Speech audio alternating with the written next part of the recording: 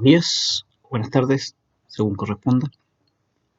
Vamos a comenzar con el módulo de taquiarritmias, las arritmias rápidas.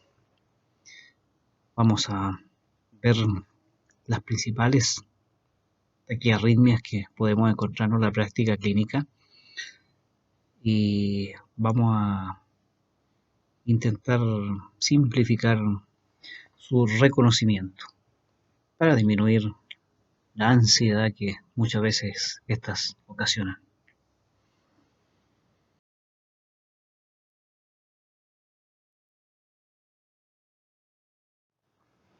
Bueno, los objetivos de este módulo son los que están descritos acá y bueno, contarles que toda la información, material, protocolo de manejo son extraídos del manual o del curso ACLS y no son nada de creación ni de la empresa o del autor. Bueno, como definición vamos a comenzar diciendo que las arritmias cardíacas son todas las alteraciones y trastornos del ritmo, ¿cierto? Que pueden dividirse básicamente en dos grandes bloques, que son las rápidas y las lentas. Las taquiarritmias, cuando las alteraciones provocan ritmos rápidos, taquicardia sobre 100 por minuto o adelantados con extrasistolía, y los ritmos lentos o bradicardia, que son, valga redundancia, lentos o retrasados, ¿cierto? Y que los vamos a ver en el módulo de bradiarritmias. Este módulo, si bien es cierto, abarca temas que pueden considerarse como avanzados, pueden haber participantes del curso que no estén familiarizados con el manejo de arritmias, por lo cual voy a ir desde lo más básico para que todos puedan entender y nadie se quede atrás. Lo que ustedes ven en este trazado es un ritmo regular, sinusal, sin alteraciones, a una frecuencia adecuada, y es la que podríamos esperar en algún paciente que no presente ninguna patología. Existen diversas formas de poder realizar un análisis de un trazado electrocardiográfico, pero voy a optar por esta que me parece que es una de las más sencillas. La primera pregunta que nos vamos a realizar es si existe onda P. Y la onda P es lo que indica la flecha roja, la primera deflexión positiva antes del complejo QRS. Es la estimulación eléctrica del nódulo sinusal que va a producir la depolarización de la aurícula. Y en el primer trazado lo podemos encontrar presente en todos los complejos, pero en el trazado inferior, como ustedes lo pueden ver, no se observa. Lo que se observa es simplemente la onda T, que la vamos a ver más adelante. Pero en este momento, la onda P solamente la podemos visualizar en el trazado superior y no en el inferior.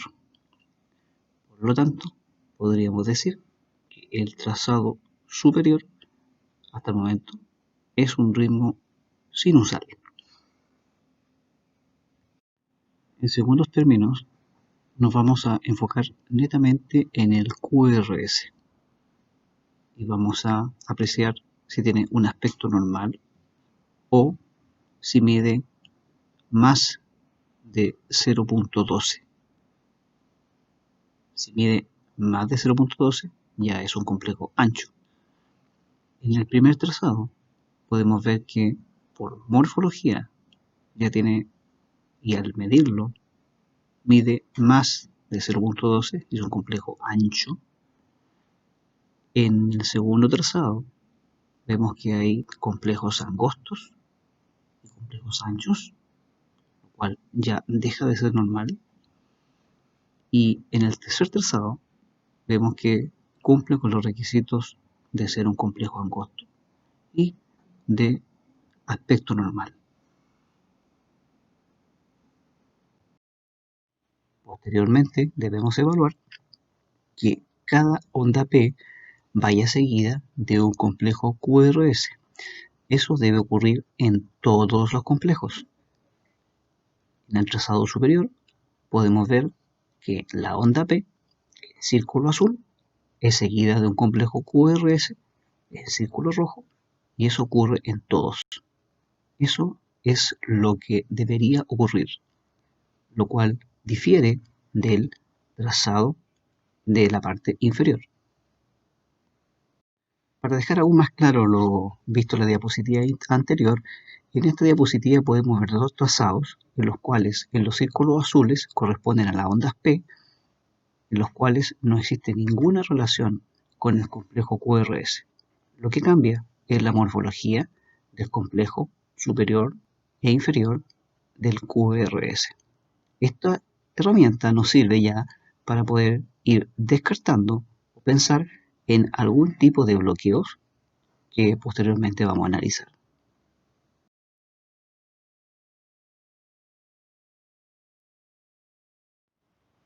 El abordaje inicial de este tipo de paciente siempre va a ser en base al ABC más la instalación de un monitor cardíaco.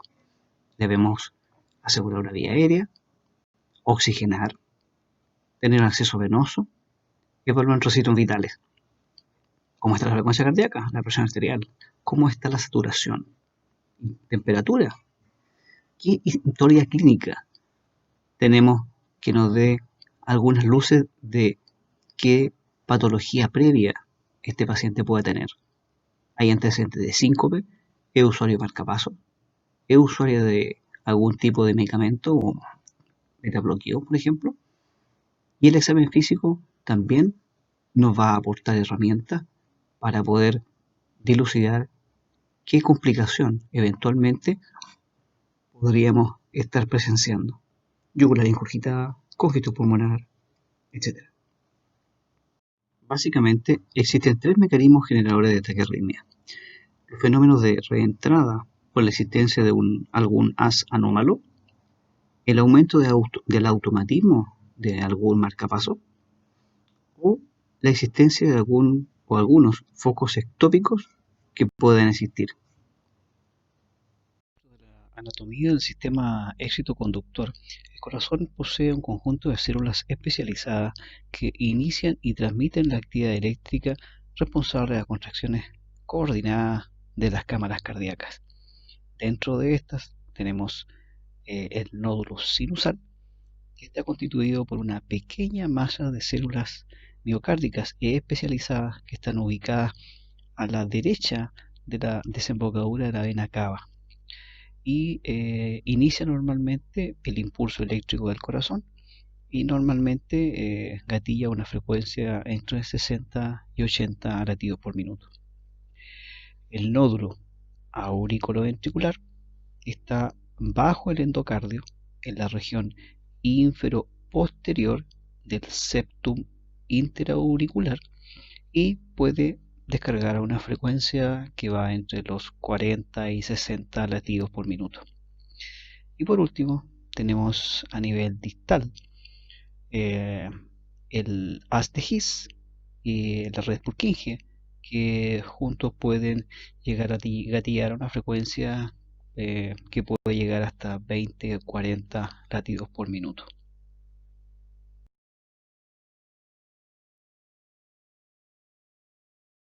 Para iniciar, vamos a clasificar las taquiarritmias en dos tipos: supraventriculares y ventriculares, entendiéndose del lugar de donde ésta se origina, y se van a considerar que son de mayor potencial letal las de complejo ancho, dado que estas rápidamente pueden progresar a un ritmo de colapso.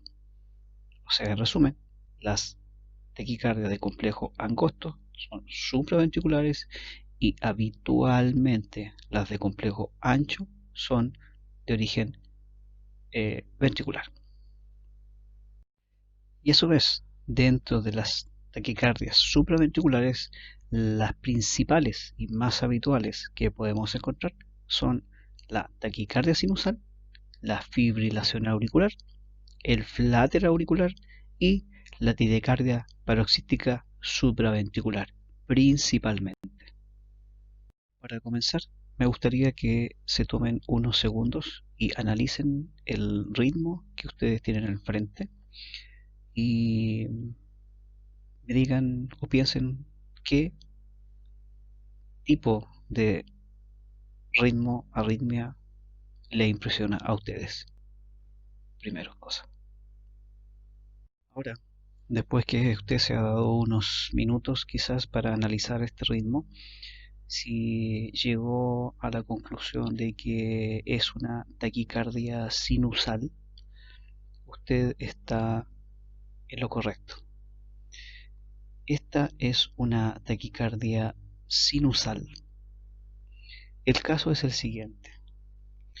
Ingresa este paciente a un servicio de urgencia X y la frecuencia cardíaca es de 150 aproximadamente. Y la frecuencia cardíaca no bajaba y se pensó que era una taquicardia paroxística supraventricular y dado que el paciente había ingresado con compromiso hemodinámico, se decidió cardiovertir.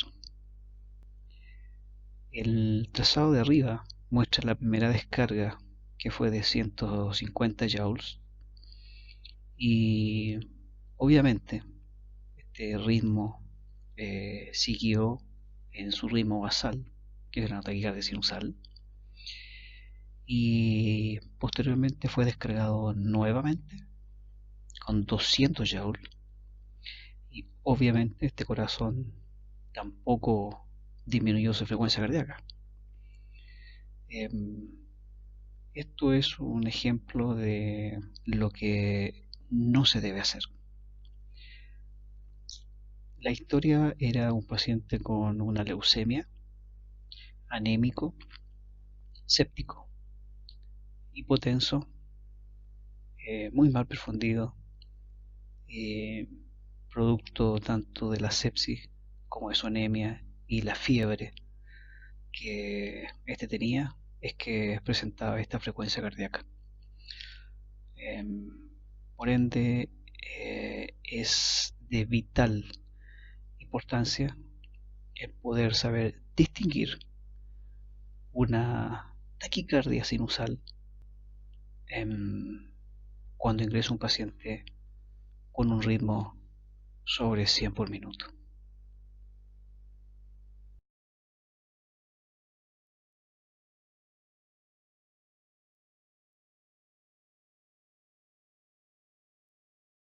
Entonces, ¿qué podemos decir de la taquicardia sinusal?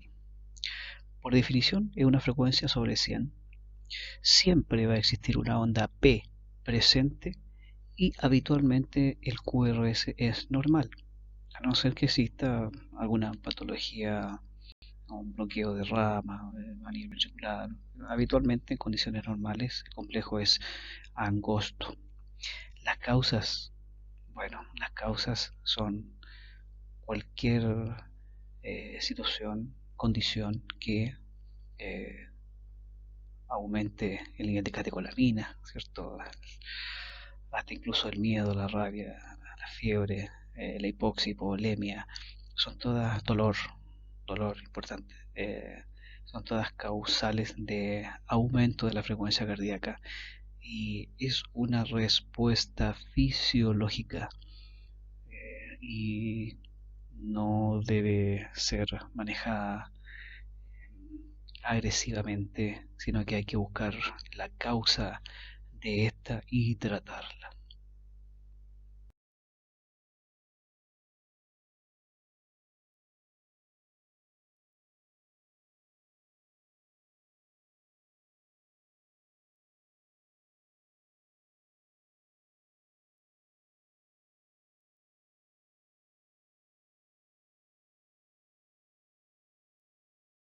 La fibrilación auricular.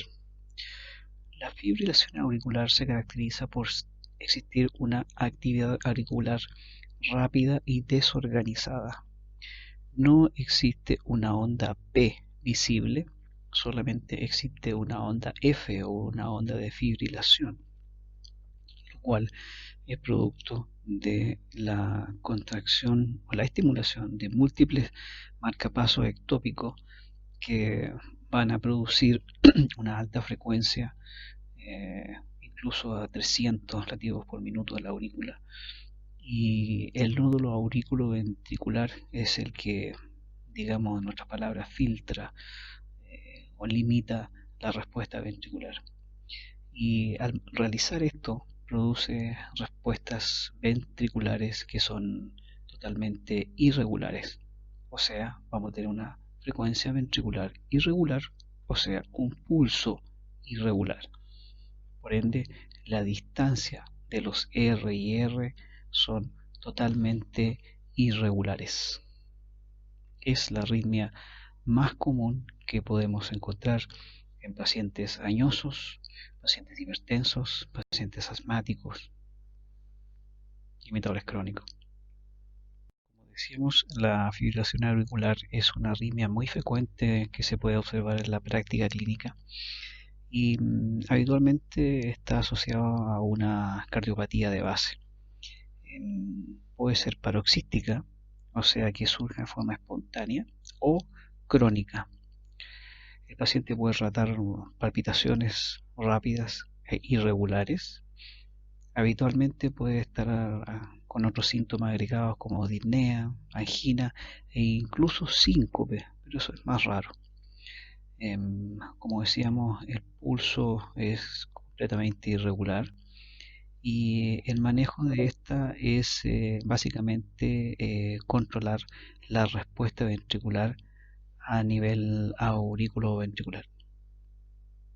Aquí podemos ver un trazado de una fibrilación auricular típica, en la cual si analizamos este electro en base a lo que en un principio conversamos, primero no identificamos una onda P clara. Si se fijan, hay la línea basal es totalmente irregular y no se puede percibir una onda P clara.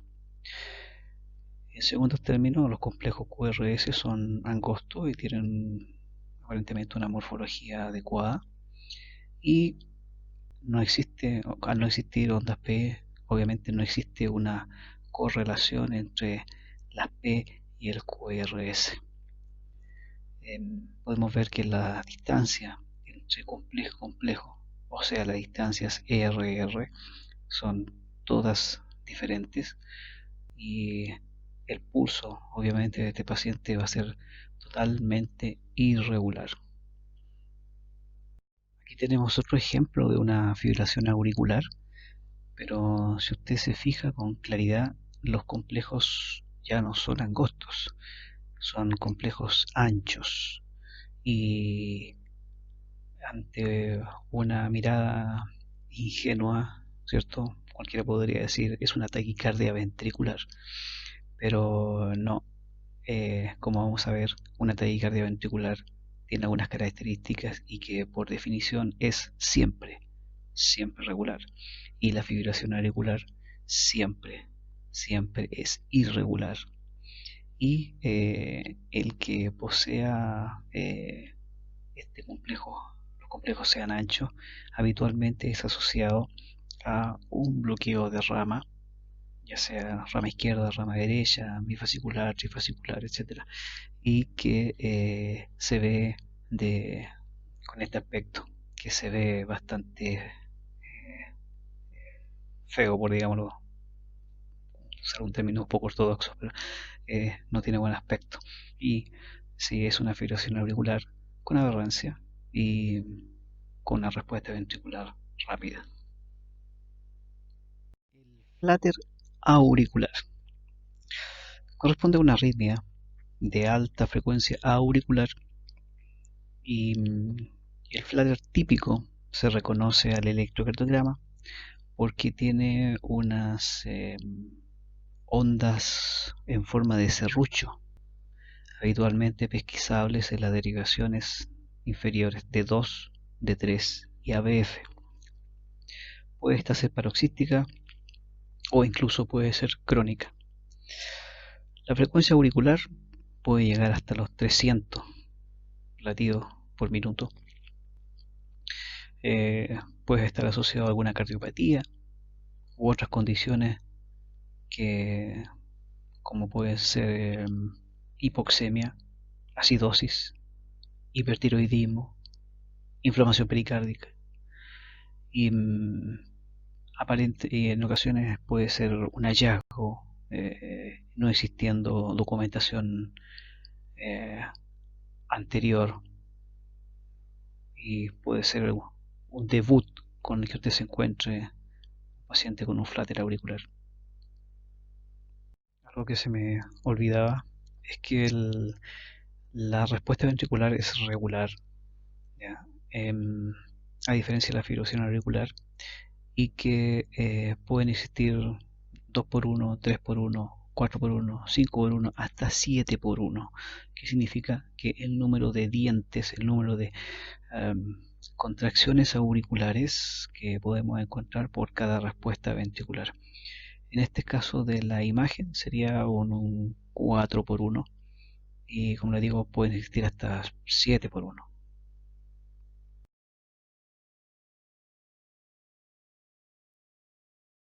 Tenemos otro ejemplo de un flutter con una respuesta ventricular bastante más controlada, y este sería un 3x1. ¿Cómo sería el manejo de estos pacientes?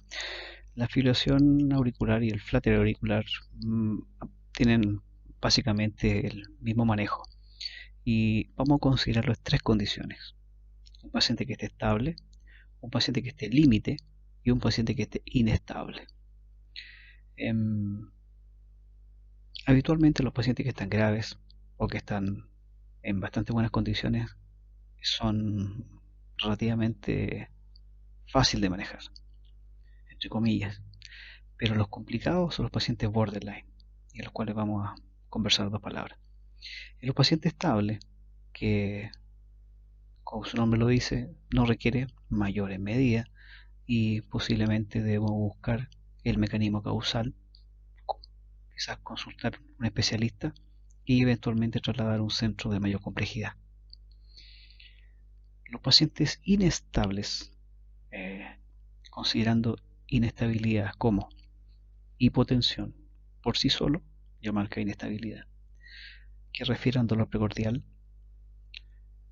compromiso de conciencia, disnea, son considerados signos de inestabilidad y eventualmente pueden requerir cardioversión eléctrica. Y los pacientes borderline, pacientes límite, son en los cuales tenemos que considerar algunas drogas, ya sea beta bloqueo, uso de digoxina o incluso amiodarona. ¿Por qué amiodarona está con signo de interrogación? Si un paciente posee una presión arterial muy límite, la amiodarona podría no ser la alternativa, dado que produce hipotensión por sí sola. Por ende, podría complicar aún más esta condición de un paciente. Por ende, se sugiere el uso de amiodarona en pacientes que estén con presiones bastante más aceptables que límites.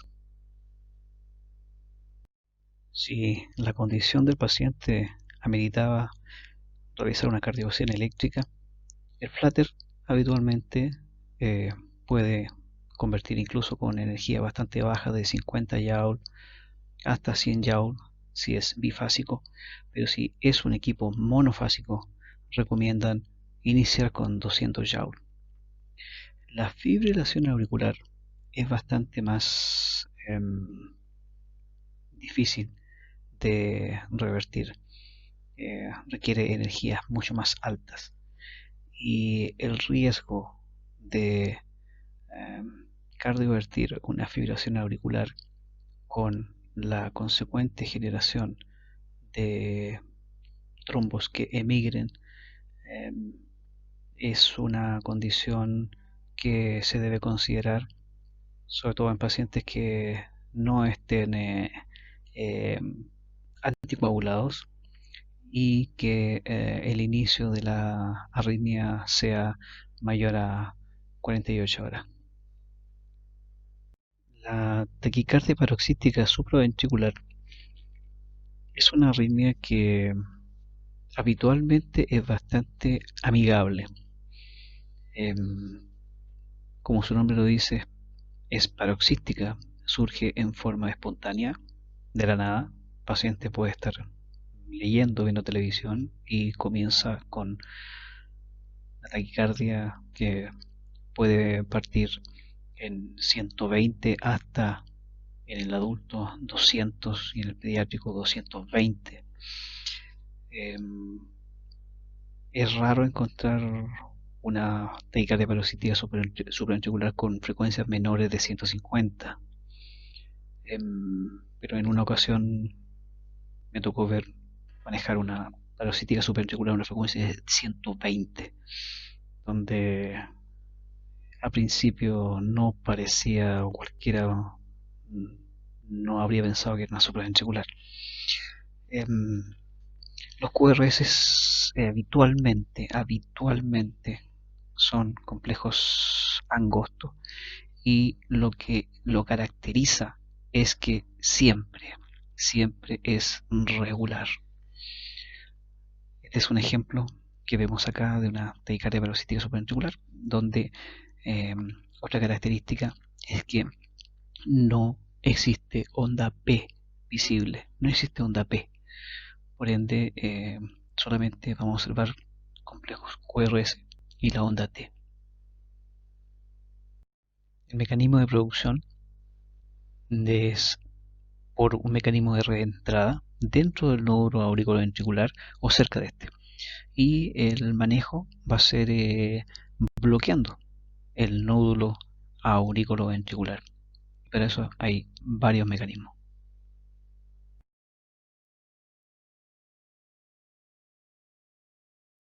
Existen tres formas para manejar una taquicardia paroxística supraventricular, que es la terapia eléctrica, farmacológica y las maniobras vagales. Las maniobras vagales que lo que hacen es aumentar el tono parasimpático y de esa forma disminuir la velocidad de la conducción auriculoventricular. La forma de realizar las maniobras vagales existen varias, algunas están contraindicadas y que eran ampliamente conocidas. Y bueno, vamos a mencionar algunas. El masaje del seno carotidio. El masaje del seno carotidio puede ser una alternativa, pero con la precaución de no realizarla en pacientes que tengan algún tipo de ateroma a nivel de carótida, que tengan soplos carotidios. Por dado que el simple hecho de masajear las carotidas puede desprender una placa y producir un accidente vascular, lo cual no es la idea. Otra maniobra que antiguamente se realizaba era la compresión ocular. La compresión ocular produce, si bien es cierto, aumento del tono parasimpático, pero tiene el riesgo de producir desprendimiento de retina, por lo cual no se aconseja realizar compresión ocular hoy. Lo que sí podemos hacer es estimular al paciente que tosa, a que tenga una apnea voluntaria, estimular el reflejo nauseoso o maniobra de Valsalva. Por ejemplo, que puje, que sople un globo. A los niños pequeños, hasta los 6 años, se les puede aplicar agua helada o hielo en la cara. Ellos tienen un reflejo el cual produce aumento del tono parasimpático y con la consecuente bradicardia. Pero en el paciente adulto eso no funciona, y no lo haga en un paciente coronario, porque en el paciente coronario produce espasmos coronarios. Así que no es muy aconsejable. La imagen es solo a modo de ejemplo, no realizar compresión ocular, dado que puede producir desprendimiento de retina. El manejo farmacológico consiste en la administración de adenosina, la cual es un fármaco que tiene una presentación, el frasco ampolla de 6 miligramos, y la forma de administración es la más importante. Debe ser con una vía venosa lo más proximal posible en las extremidades superiores de grueso calibre, y debe ser administrada a una alta velocidad. No debe ser administrada en forma lenta, debe ser administrada muy rápida y seguida de un bolo de 20 cc o un matraz, un bolo rápido. Junto con eso, levantar el brazo donde está la vía y realizar un masaje hacia el hombro, en este caso, para favorecer el avance del fármaco lo más rápido posible hacia el corazón. ¿Por qué? Porque es una droga que es captada muy rápidamente por los glóbulos rojos, y la idea es que llegue la mayor cantidad posible y la mayor rapidez posible al corazón antes de ser metabolizada. De no resultar la primera dosis de 6 miligramos, está indicada una segunda y hasta tercera dosis, pero de 12 miligramos cada una, o sea 6, 12 y 12. El tiempo que medie entre una y otra pueden ser hasta 2 minutos. Recordar que la adenosina se metaboliza rápidamente y no hay problema en a los 2 minutos estar administrando una segunda dosis. Ahora yo me voy a permitir el dar una opinión personal, de experiencia solamente, ¿te la considera o no la considera? Es que habitualmente, si con la segunda dosis no funciona, con la tercera dosis nunca me ha resultado.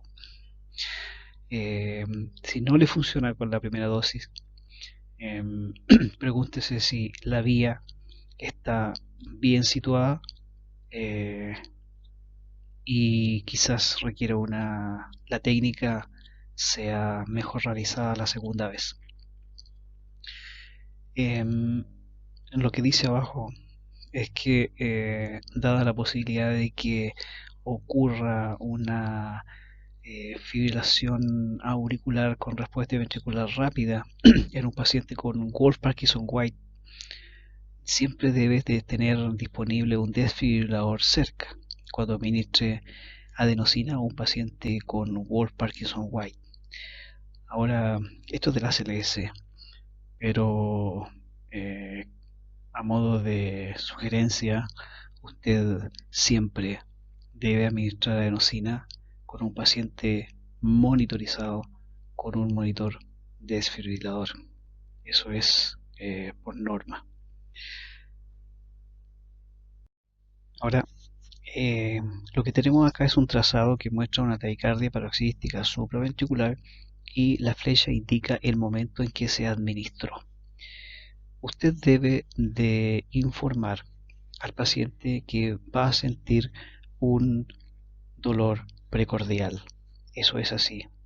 Usted administra la droga, empuja con un bolo de suelo fisiológico y el paciente va a sentir un dolor precordial. Junto con eso, usted debe estar registrando en ese momento con su monitor desfibrilador, y usted va a ver,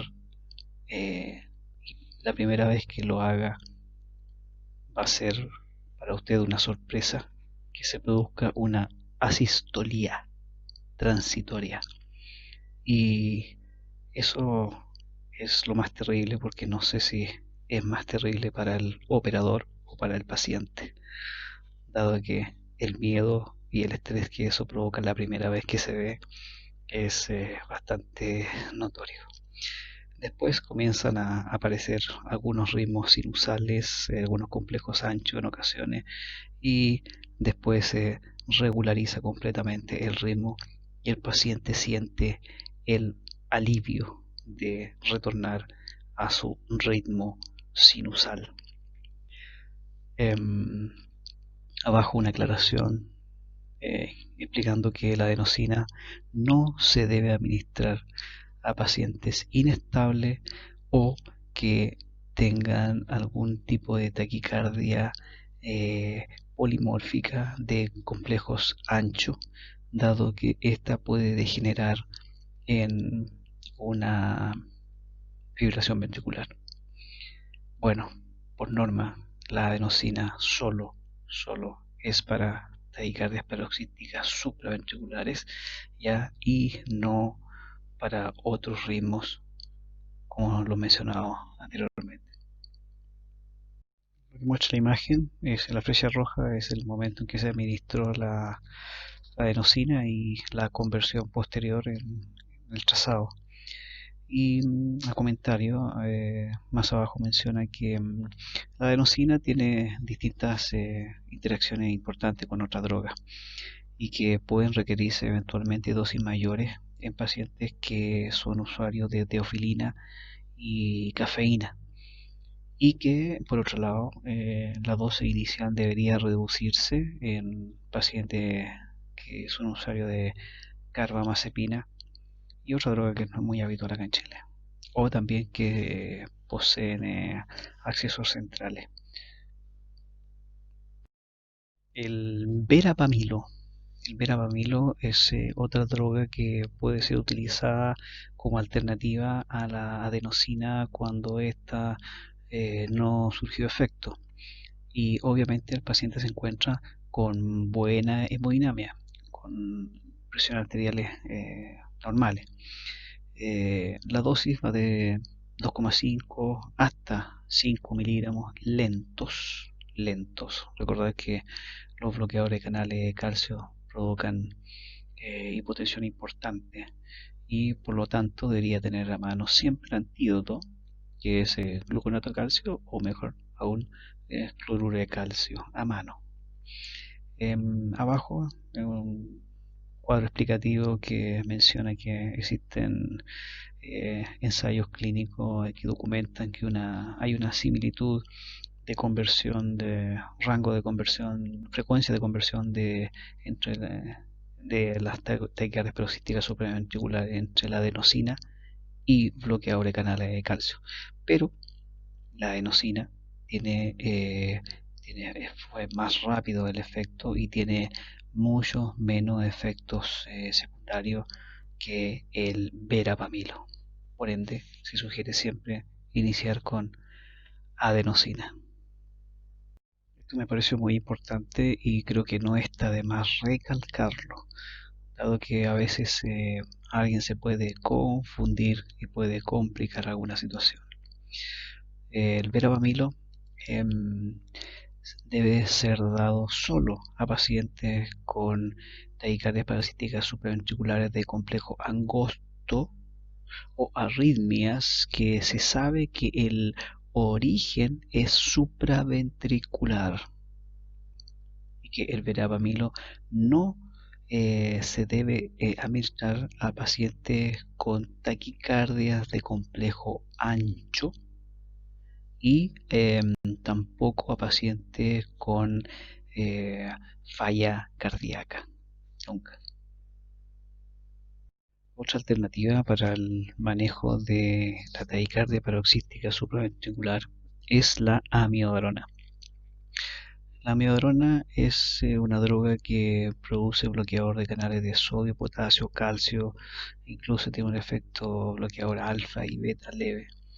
La dosis son de 150 miligramos a pasar en 10 minutos lento o en infusión a 1 miligramo minuto.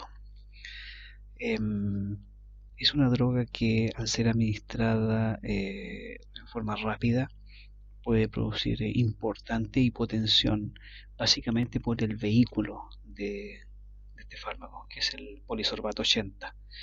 Em, em, También abajo menciona que es útil para el uso de terminar una taquicardia paroxística supraventricular, pero tiene un inicio de acción bastante más lento que la adenosina, y también describe que tiene algunos riesgos potenciales proarrítmicos.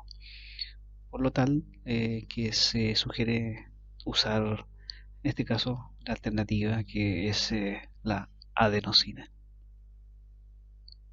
Aquí tenemos un resumen de manejo, en este caso específicamente la taquicardia paroxística supraventricular, que en un paciente estable podemos iniciar con maniobras vagales, posteriormente el uso de adenosina hasta en 3 dosis.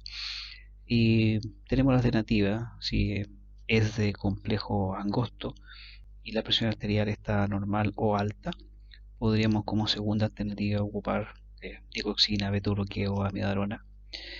Si la presión arterial está baja o inestable, se sugiere la cardioversión eléctrica. Y en contraparte, si el QRS es ancho, la alternativa que tenemos es solo amiodarona y lidocaína. Pero si también existe cierto grado de inestabilidad, la opción es la cardioversión eléctrica.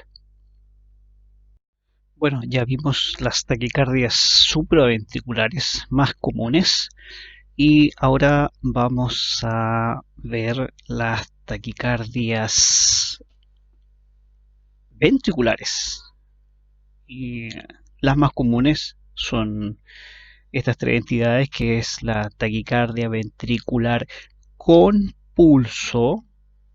Debemos hacer la distinción de aquella taquicardia ventricular sin pulso, en que estaríamos en presencia de un paciente en PCR. Acá estamos en la presencia de una taquicardia ventricular con pulso, lo cual se debe tratar como una taquiarritmia. La otra entidad es la torsión de punta, que es un poco más raro verlo. Y por último, las extrasistolías ventriculares, que son bastante frecuentes de encontrarlas. La taquicardia ventricular. Bueno, la taquicardia ventricular, por definición, son complejos QRS anchos, monomórficos y intervalos regulares. Tienen que ser regulares para que sea una taquicardia ventricular. De ahí por ende que no existen las taquicardias ventriculares irregulares. La frecuencia habitualmente es sobre 150 por minuto, y en el caso de es paciente presentar inestabilidad hemodinámica o signo de inestabilidad, la terapia indicada es una cardioversión eléctrica, iniciando con descargas de 100 joules con equipos bifásicos. Hago la aclaración de que la cardioversión es diferente a una desfibrilación, como lo vimos en la clase de RCP. Insisto, esta es una taquiarritmia, no un ritmo de paro. Aquí podemos ver dos trazados de taquicardia ventricular, en los cuales cumplen con el criterio de ser complejos anchos y regulares. Eso sería una taquicardia ventricular típica. Bueno, en relación a la torsión de punta ya algo dijimos, es una taquicardia ventricular polimórfica, puede ocurrir por alteración electrolítica o en algunos pacientes que tengan historial de QT largo, hay incluso antecedentes familiares de QT largo, y por otro lado medicamento de uso. y hay medicamentos que pueden sinergizar sus efectos de producir un alargamiento del QT, y hay medicamentos que son de uso bastante habitual, como lo son la amiadarona, citromicina, clorpromacina, domperidona, el fluconazol, el moxifloxacino, el ondansetron, y que la procainamida, y que al utilizarse en forma conjunta aumenta los riesgos de producir fenómeno de torsión de punta. La eritromicina también. Los envenenamientos, claro, hay drogas tóxicos que pueden eventualmente también producir el mismo eh, efecto. Se me estaba quedando en el tintero un punto importante en el trazado que ustedes ven abajo. Es la demostración, un registro de un paciente con un QT largo y que al existir un extrasístole, por ejemplo, que provoque que la onda R caiga en la onda descendente de la T, que sería el periodo refractario relativo, puede gatillar la formación de una arritmia maligna y en este caso una fibrilación ventricular. De ahí el riesgo de esta arritmia. Aquí tenemos por último los dos trazados de una torsión de punta. Fíjese que en el primer trazado, en, en la última sección, esto puede incluso confundirse con una fibrilación ventricular. Ese es el riesgo cuando son de baja amplitud. Es fácil confundirse. Por ende, se sugiere siempre verla desde en otra derivación, cambiar el monitor, verla de otra derivación, para que de esa forma eh, tenga un aspecto diferente. El, el trazado de abajo, ahí queda bastante más claro que una torsión de punta eh, está presente. La torsión de la punta es un tipo de taquicardia ventricular polimorfa que ocurre habitualmente en presencia de un intervalo QT prolongado. La denominación de esta se basa básicamente en que el eje eléctrico va rotando. Por eso la amplitud del complejo también va aumentando y disminuyendo de amplitud. El manejo puede estar indicado sulfato de magnesio 1 a 2 gramos en 10, en 2 minutos aproximadamente. Y la alternativa que en algún momento se sugirió fue la sobreestimulación con marcapaso, pero no tiene mucha evidencia. Hay un estudio que habla sobre el uso de sobreestimulación para corregir esta arritmia.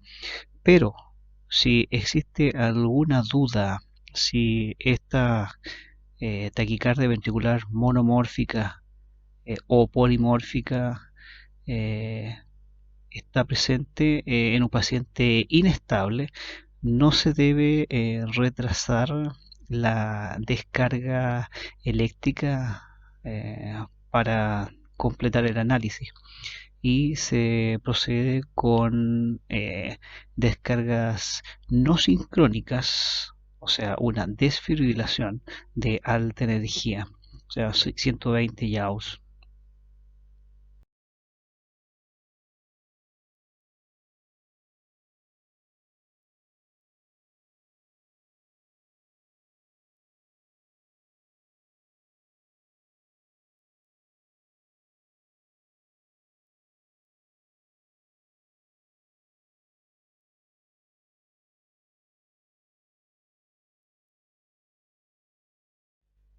En relación a los complejos ventriculares prematuros, también llamados en algún momento extrasistolía, pueden ser monomórficos o polimórficos.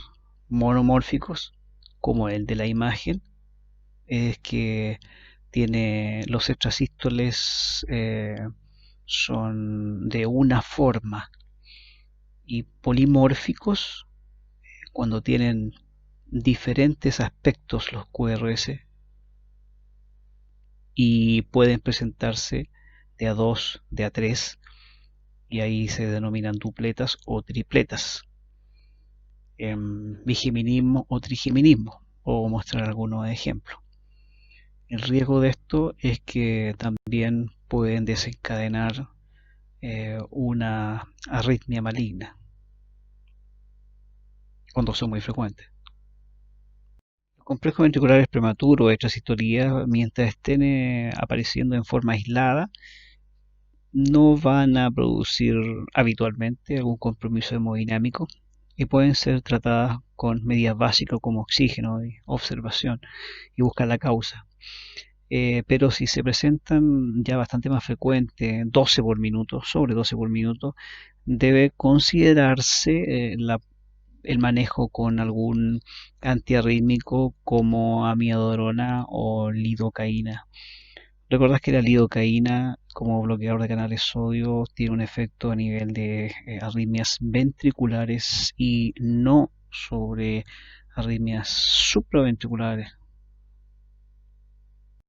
Lo que tenemos aquí en el trazado superior lo que demuestra es un complejo ventricular prematuro en forma aislada y que pudiese no provocar ninguna complicación. Pero en el trazado inferior vemos que posterior a un complejo normal aparece tres complejos ventriculares que ceden en forma espontánea para retomar un ritmo regular sinusal y posteriormente nuevamente comenzar con una seguidilla de complejos ventriculares y es autolimitada. Esto se denomina taquicardia ventricular autolimitada. Sobre tres complejos ya hablamos complejos ventriculares, ya estamos hablando de una taquicardia ventricular, y si cede por sí sola sería una taquicardia ventricular autolimitada. Ahora, esto es un indicio de que puede este paciente desarrollar una arritmia maligna y es un paciente de alto riesgo. Aquí tenemos otro ejemplo de un trazado con un paciente que presenta una taquicardia ventricular autolimitada. Al comienzo son 4 complejos, después cursa con 2 complejos sinusales normales, un extrasístole, después 4 complejos normales para posteriormente iniciar otra taquicardia ventricular autolimitada. Este paciente puede fácilmente debutar con una taquicardia ventricular per se y con pulso, y la cual puede obviamente evolucionar a una taquicardia ventricular sin pulso o a una fibrilación ventricular, en cuyo caso estaríamos hablando de un paciente en PSR. Ahora, otra entidad que podemos encontrar asociado a la extrasistolía ventricular o complejo ventricular prematuro, cuando va acompañado de un complejo normal, en otras palabras, un complejo normal y un complejo ventricular prematuro, complejo normal, complejo ventricular prematuro, estamos hablando de un bigeminismo, el cual muestra un ejemplo, el trazado de arriba, donde la flecha negra está indicado un extrasístole y al igual que el trazado inferior, que está interesante, muestra un complejo normal y la flecha de abajo, la flecha muestra un complejo ventricular prematuro, bigeminismo, y este posteriormente producto de un fenómeno de RST, debuta con una fibrilación ventricular. Aquí queda demostrado que el alto riesgo que tiene un bigeminismo en la posibilidad de desarrollar una arritmia maligna. Por ende, cuando se observa un bigeminismo, ese paciente debe ser manejado, atendido en forma precoz. Las alternativas de manejo para este tipo de arritmia tenemos dos posibilidades. La amiodarona, que es hoy en día ya posible encontrarla en casi todos los servicios. El frasco ampolla, la ampolla viene de 150 miligramos y la dosis es 150 miligramos a administrar en 10 minutos o en infusión 1 miligramo minuto. La alternativa a la amiodarona es la lidocaína y la dosis estándar es de 1 a 1,5 miligramos por kilo cada 5 o 10 minutos. Recordar que la ampolla de lidocaína de 5 ml trae 100 miligramos. La ampolla de lidocaína de 5 ml trae 100 miligramos. Existen ampollas de lidocaína de 10 ml y que obviamente trae 200 miligramos. Recordar que la lidocaína es al 2%.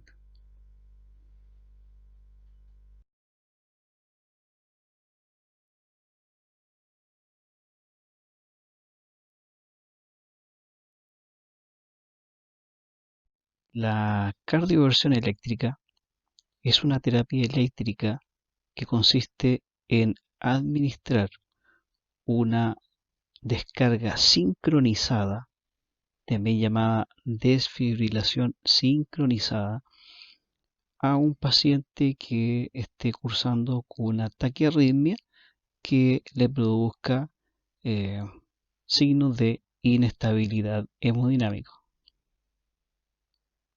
Los signos y síntomas de inestabilidad, pero la hipotensión arterial por sí sola puede marcar la diferencia para tomar la decisión de cardiovertir o no a un paciente que esté cursando con una arritmia de alta frecuencia que le esté provocando alguna alteración hemodinámica.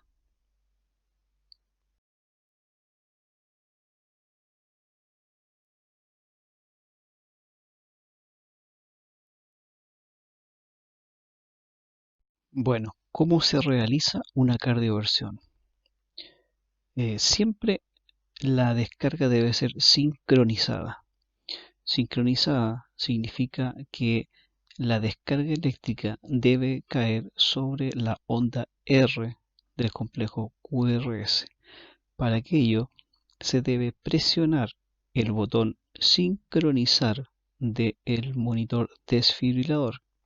De esa forma, el monitor detectará la onda R y al presionar los botones de las paletas, esta descarga va a caer en esa zona y no en otra que pudiese ser de riesgo. Las dosis habitualmente son menores a las utilizadas para desfibrilar. Pueden partir en 50 joules, como ya lo vimos, pero estas pueden ir escalonando hasta llegar incluso hasta los 200 joules. Debido a que es un procedimiento que es doloroso, molesto, se debe siempre sedar al paciente. Las opciones son midazolam, fentanil, dependiendo de la hemodinamia, y la posición de las paletas es exactamente las mismas para desfibrilar, que es infraclavicular para esternal derecho y la otra paleta apex a la altura del quinto espacio intercostal línea axilar anterior. Recordar que la paleta que dice esternón no es para colocarla sobre el esternón, sino para esternal, que es un error frecuente. En el caso que ocupe parches para descargar, deben ser ubicados exactamente en el mismo lugar donde ubicaría las paletas para desfibrilar. Ahora, si el paciente es portador de marcapaso y lo tiene ubicado en su costado derecho, usted debe alejarse unos centímetros del marcapaso para no dañarlo. Recordar siempre administrar gel a las paletas para no quemar la piel del paciente y nunca frotar una paleta con la otra, dado el riesgo que ello conlleva de producir un arco eléctrico en el caso de que pase a presionar los botones estando cargado el equipo y pudiese incluso quemar el equipo. Eso no se debe hacer. Como resumen, ¿qué podríamos decir? Relacione siempre al monitor con el paciente. En otras palabras, trate al paciente, no al monitor, dado que en ocasiones puede aparecer algo al monitor que no necesariamente es propio del paciente. Me explico.